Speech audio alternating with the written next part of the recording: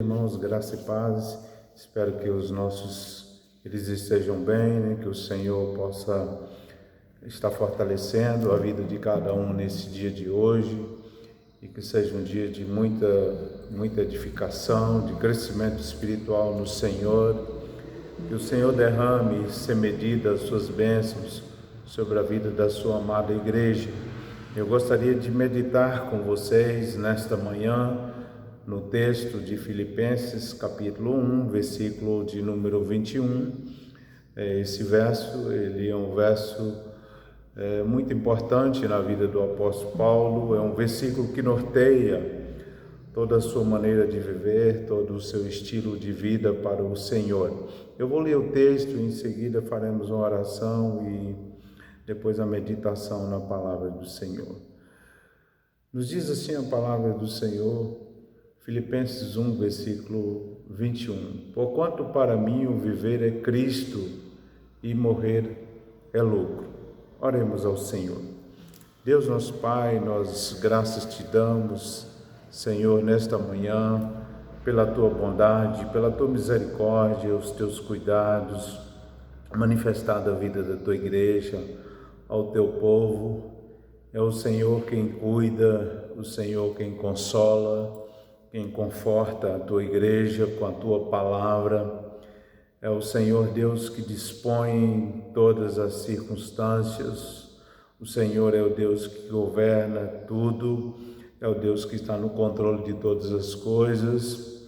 Tu és o Deus que concede a todos nós a vida, a respiração e tudo mais, e também a sustentação da mesma. Que o Senhor continue, ó Deus, Pai, conduzindo as nossas vidas a bom termo, enchendo-nos de graça, ó Deus, da tua bondade, da tua misericórdia, ó Pai, e da consolação do Espírito Santo do Senhor. Nós te pedimos, ó Deus, em Cristo Jesus. Amém. Queridos, nós vamos estudar um pouco, verificar um pouco daquilo que Paulo nos fala neste capítulo, o qual ele escreveu à igreja aos Filipenses. É uma carta a qual o apóstolo Paulo escreveu quando ele estava preso, por ocasião de que ele ficou 2 anos preso ali em Roma. E é de lá que o apóstolo Paulo, ele escreve esta carta com tanta profundidade, com tanta ousadia, e nos fala sobre o amor, sobre o perdão, sobre a unidade, nos fala sobre o espírito evangélico, de batalharmos juntos pela fé evangélica.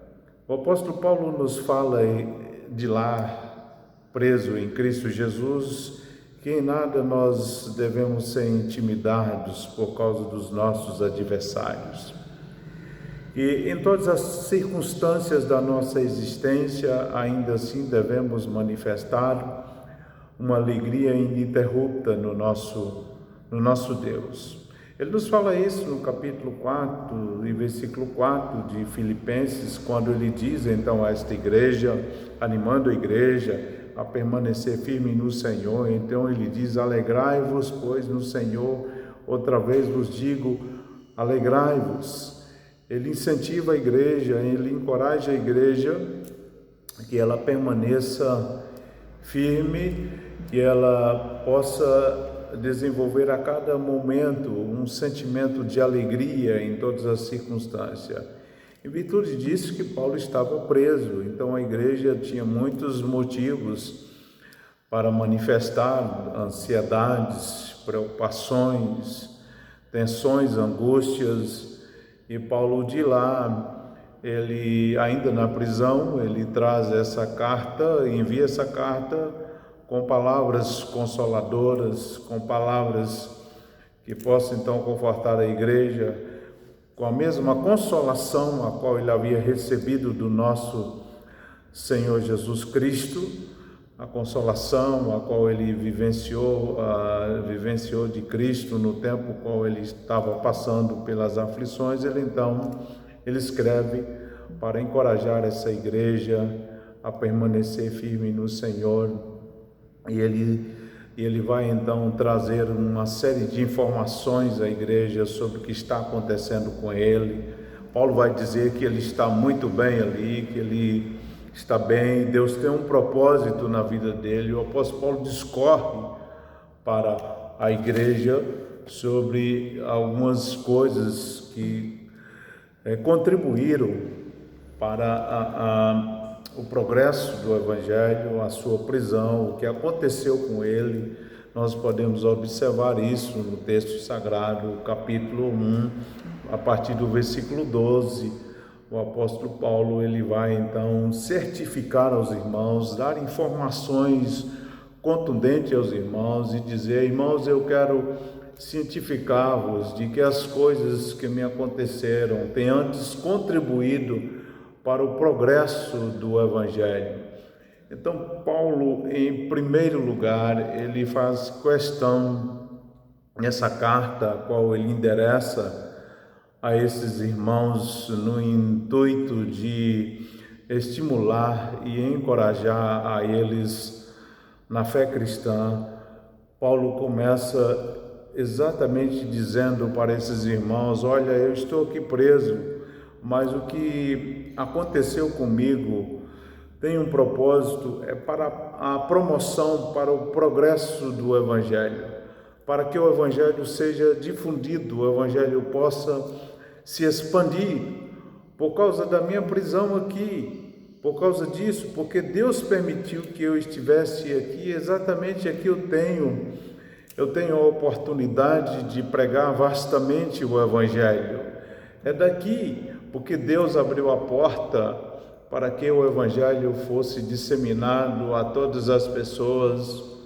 E aqui na prisão o apóstolo Paulo então diz que todos os demais da guarda pretoriana vieram tomar conhecimento acerca do Evangelho.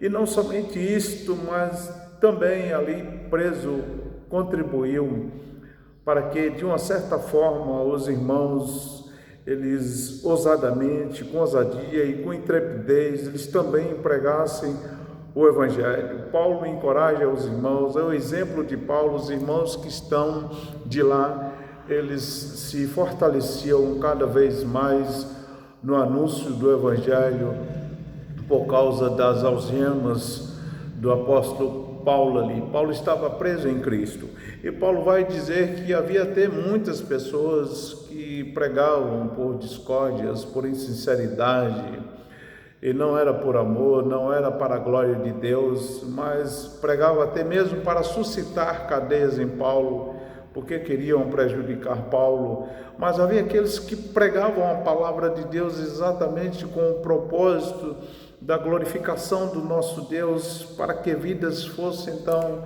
abençoadas, vidas fossem transformadas.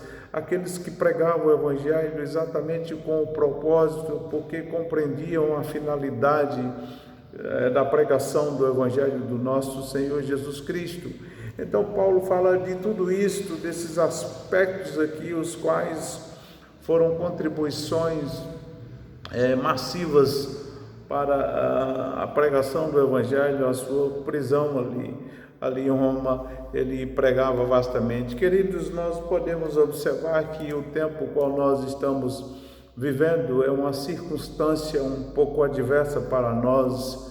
Nós estamos no isolamento obrigatório, mas cremos que Deus tem levantado instrumentos de graça para que a gente possa então pregar o Evangelho. Vidas têm sido abençoadas, vidas têm sido transformadas, o Evangelho tem sido disseminado nas casas de cada irmão, onde pessoas descrentes têm a oportunidade de ouvir a palavra do nosso Deus. São muitos aqueles